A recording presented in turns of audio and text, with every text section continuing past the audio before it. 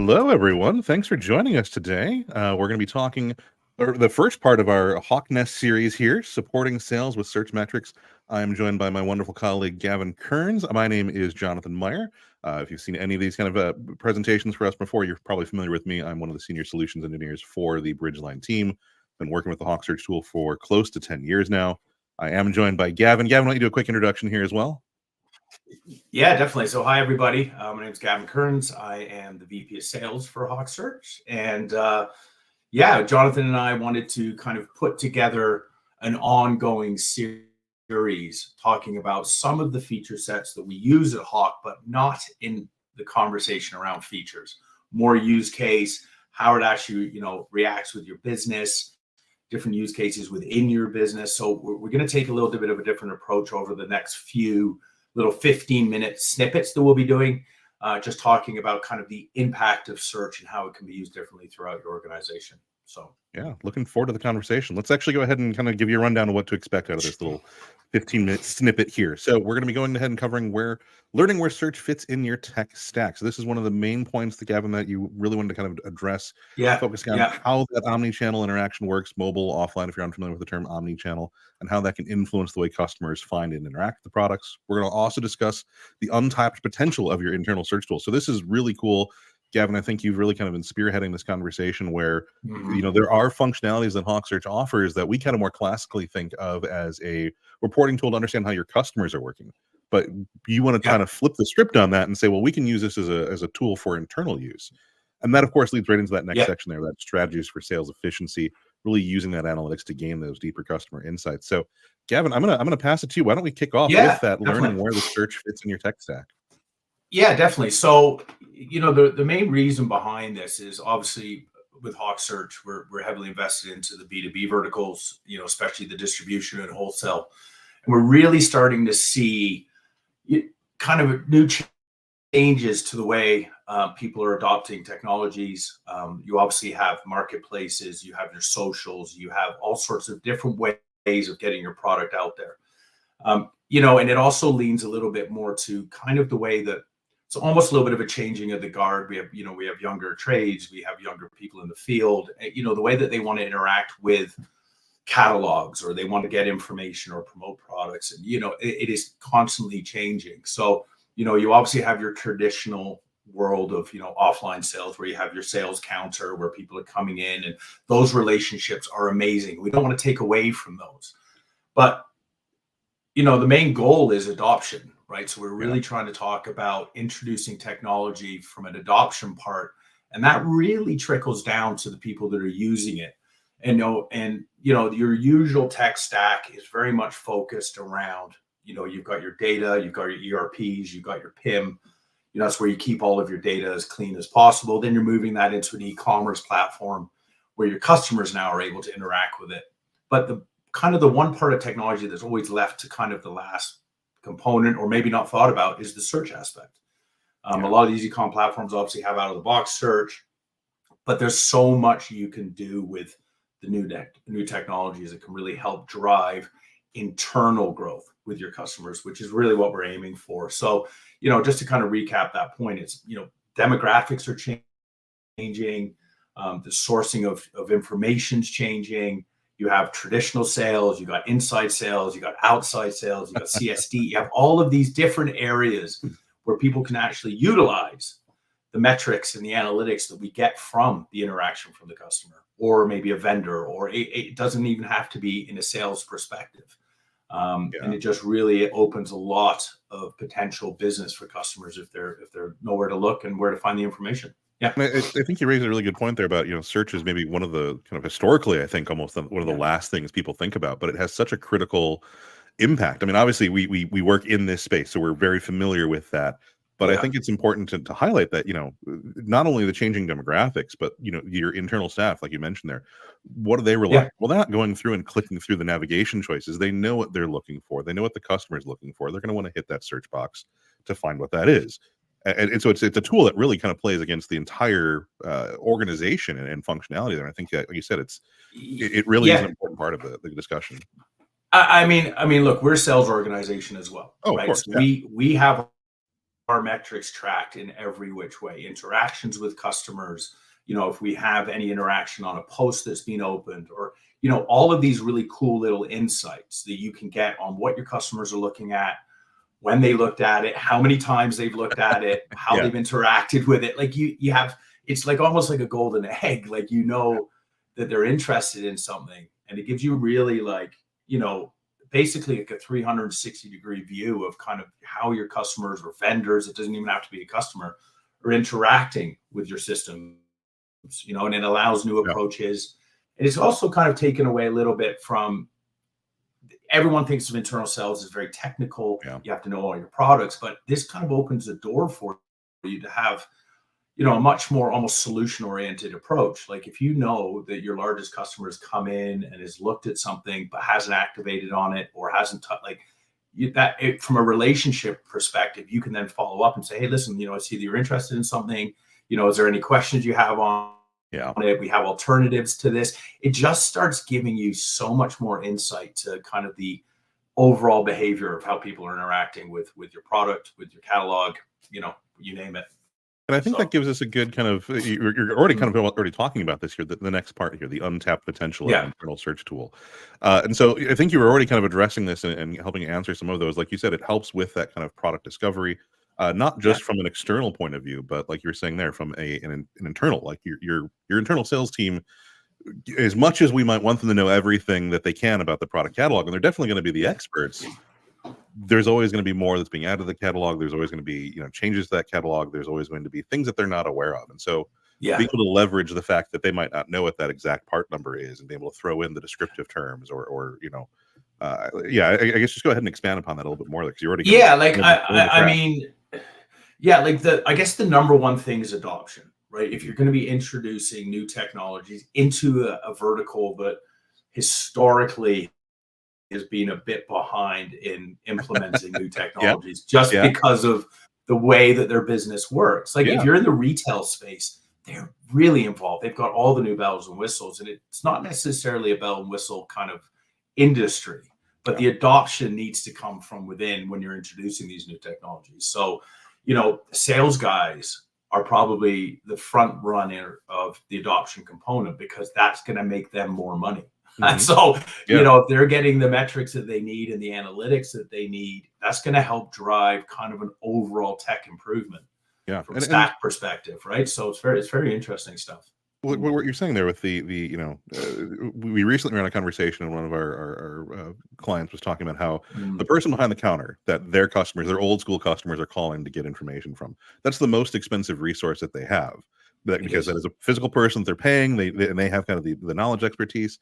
This is a way to make them more effective as well, to really help make that investment that you're putting into the person behind the counter even more crucial and more beneficial. You're getting more for your money out of that then. And you're putting key information in their hands. So it kind of goes into the next component of our conversation. Like, I know this is a very small little window for us here. So the next component is kind of the strategy for internal sales efficiency. And this is kind of a key component. So, the analytics really help you understand kind of your customer buying habits. Maybe there's certain market verticals that they're interested in, or brand specific. Maybe it's a demographic. Maybe it's a geographical location that buys certain things. Like, so all of this sort of digital demand you can get from our metrics. And you can see in Hawk here, we've got a massive suite of analytics already baked into the workbench itself. And this can really give you, and we can segment this. We can break this down to a personalization, or we can personalize this. We can segment it by account, by like any sort of buying habit that you're really trying to get a full understanding of, you can pull from our metrics. We also have a trending component, and it's not just the sales team that you can utilize this. Think of this from maybe potentially from a marketing point, right? You want to track what's your activity like, maybe on a promote. Maybe you have a joint promotion. You have a vendor that is paid for, their product to show up first for the month of March, right? You want to be able to track that activity, what customers activated into this, who have looked at it. So you're really kind of getting just a really huge overview of your potential customers' buying habits, which then when you take these and kind of break them down and look at them from a finite perspective, that can drive new revenue for the company itself. So you've got marketing can use it. You can have experienced managers that are trying to kind of merchandise the site in a way that's going to drive more business. So you can pull these metrics. You know what's being clicked on. You know what hasn't been clicked on. Or Yeah. maybe they've looked at something and haven't added it to cart. The list goes on. Yeah. Like you have just a ginormous amount of potential on understanding how your customers are interacting with your site. It's also going to help you identify maybe holes. There's some areas, or there's, you know, 0 results are being returned. There's maybe new product inventory you want to add. There's all sorts of ways to grow business simply through looking at the analytics that we do provide. And it's really quite funny because it's the last component that most people look at, but it has a massive impact on use cases throughout your company. Yeah, I think you're the thing that I want to really kind of stress that you brought up that I think is really interesting and really also kind of unique to the way that HawkSearch works in this space is that segmentation. Because this is not just well, here's what everyone has searched on and then didn't make a click on, or here's everything that, you know, here's all the facet usage, the navigation choices that people are making. Like, that's good information to get an idea of here's the bigger picture of what's happening on your site. Yeah. But being able to then say, well, what is, you know, Joe Smith from ABC company? What are they interacting with? What is just, you know, XYZ company? What are they searching on and not getting back in the results that they're anticipating? So being able to take these kind of these more classically kind of bigger picture reports and then break that down into the more specific B2B use cases that we see. And as you're saying, that gives then not just you insight into, oh, well, what are they doing? But that gives your sales team, oh, they can reach out then and follow up with them and say, oh, hey, we saw that we were looking for X, Y, and Z, and you didn't, you know, how can we help you? Yeah. And you know, like it can really give you, instead of almost like a commodity approach to selling maybe lower margin items or whatever it could be. I mean, that is ongoing business that's just going to keep moving. But it gives you a really good insight to potentially come back. Maybe you have an alternative product, or you've got some new technology that maybe is located somewhere differently in the site that you can go back as an internal person or a marketing team, and you can start promoting or reintroducing. You could say, oh, I saw you've purchased this in the last week.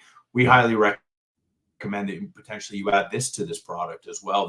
We've had great success. So you have all sorts of kind of door opening metrics there to allow you to follow up, to have conversations. You can have pre-call preps. You can say, you know, you can track the orders. You just know it's like, I mean, it's completely like a bird's eye view of completely being able to understand how your customers are interacting with the site, which is great. I think that's kind of the last point I want to bring up there, is because this goes back into kind of what we always say about search is that search is intent.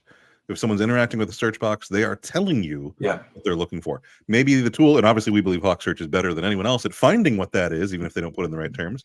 But you can use that knowledge to understand. You can apply that human knowledge, looking at the reporting and analytics, to understand those gaps and really be able to kind of, like you're saying, leverage those search metrics to help drive those additional sales.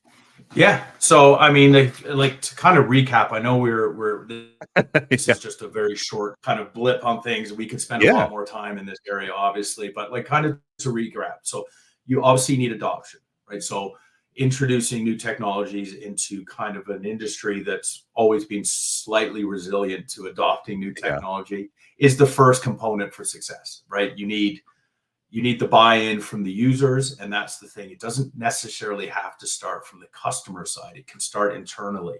And then you need the adoption from the customers. You have to train the way that they're interacting with the site. You're trying to get away potentially from having them take a photo on a napkin of part numbers and sending it in. You know, they can find these parts quickly through mobile apps or marketplaces, or maybe image search, or, you know, all of these different options that are available to people. Then you can start really tracking the analytical part. Then you can start getting the adoption from the internal teams, because they're going to start generating more business. You're going to start generating more money from themselves as well, from a sales perspective. And then you've got the customer success, right? Where they're able to then change maybe the way that they do business. If they're in the field, they don't need to come in. They can track they just know what they've ordered. It really has a ripple effect on on the technology stack and customer use cases, and it's literally always the last component that's thought about. So, you know, if we take anything out of this, hop into conversations with us at HawkSearch, and we can definitely have, you know, really good conversations on use cases, different ways to apply our technology, how you can obviously, you know, offer just so many more potential routes of purchasing power for your customers is what we're really aiming to do. And like you said, this is just such a short little 15-minute. Hey, let's give you some things that we're thinking about and some things that we think should be kind of top of mind for the people in this industry to really understand different ways to look at this kind of tool and really maybe think about prioritizing that. Obviously, there's so much more that we could talk about. This is going to be an ongoing series. But if you're looking to know more, kind of before we get to that next part of this episode, go ahead and scan this QR code that's on the screen right now here. This will go ahead and get you right to the point where you can book a demo with us. We'll be able to hop on a call, go ahead and run you through even more about how this tool can help you here. And of course, like I said, this is going to be an ongoing series. So joining us next week on March 21st, 9 a.m. PST, 12 p.m. EST, we're going to go in and continuing this conversation, focusing on personalized recommendations and how they can help you bat 1,000%. If you want to get in on that, go ahead and scan the QR code on this screen here to register for episode 2. We're going to be looking forward to that conversation. Gavin, I want to go ahead and say thank you so much for joining me today. I thought this was a really great conversation. We could have talked for another hour about this, but let's go ahead and save that for the next episode. Thank you guys all for joining us here. We'll talk to you guys next week. Yeah, appreciate everything. Thanks, everybody. Thanks, everybody. Take care. Bye-bye.